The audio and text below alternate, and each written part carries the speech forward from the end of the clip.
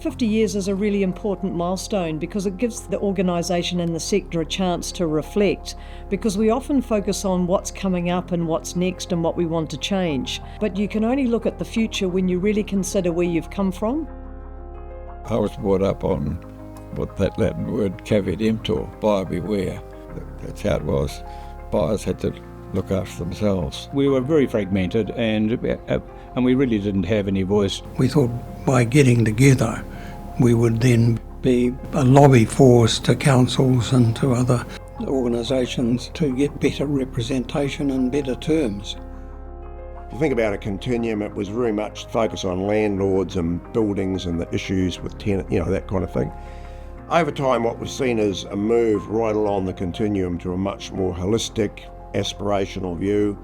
During my time as CEO of the Property Council, the organisation went from being almost like a voluntary club, if you like, into a professionally run organisation. That move from being a selfish advocacy business to being that trusted advisor to being a contributor to the economy, that's when I felt that the Property Council itself had really come of age. If I look at Property Council today, it's a much more outward-looking purpose, because it starts from looking at how do we improve towns and communities in New Zealand for all New Zealanders. We advocate for government, we lead to try and change initiatives for the betterment of all Kiwis. We run a lot of events and connect the industry. We run education programs, mentoring programs, and there's a huge amount going on to sort of try and bring our sector together and then go forward in a positive way.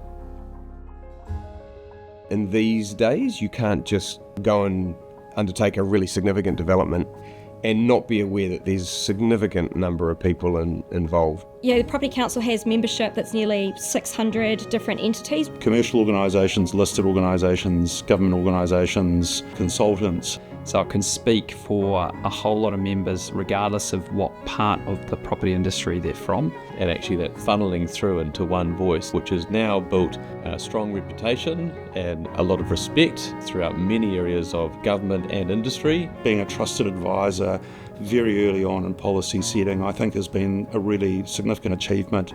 The biggest successes of the Property Council probably no one knows about because they didn't happen. The biggest achievements were driven by providing central government and local government with sufficient information to understand the implications of the changes they were considering. Where I've seen people succeed is when they put a long-term lens on what they're doing. What we build now will be part of a community for much longer than the thinking that we tend to focus on. Climate change is going to be a huge challenge to the next generation and a bigger challenge to the generation after that. But the thing about sustainability is it asks us to go, well, how else might we solve that problem? And I think diversity of thinking, which is reflected in diversity of people, is a really exciting way of doing that. And I think for us to evolve and change, we need the diversity of ideas to sort of take us to the next level. Yeah, I think that having a diverse range of voices in a room is extremely important. It's what shapes really well-considered outcomes every single time. Because at the end of the day, the property industry has to reflect the community that we serve. I want property to be a place where everybody belongs and everybody has a place. And that doesn't matter what gender they are, what ethnic background they are, what their families do. They can see that there is somewhere that they belong.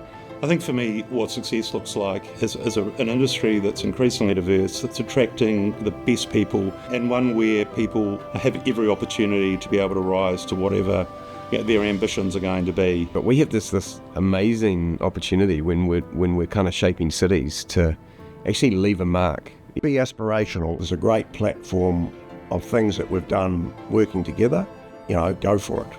Really get clear about what is your purpose and what are you passionate about, and then get stuck into it, because there are so many opportunities to make a difference in property and do something positive not only for yourself but for New Zealand as a whole.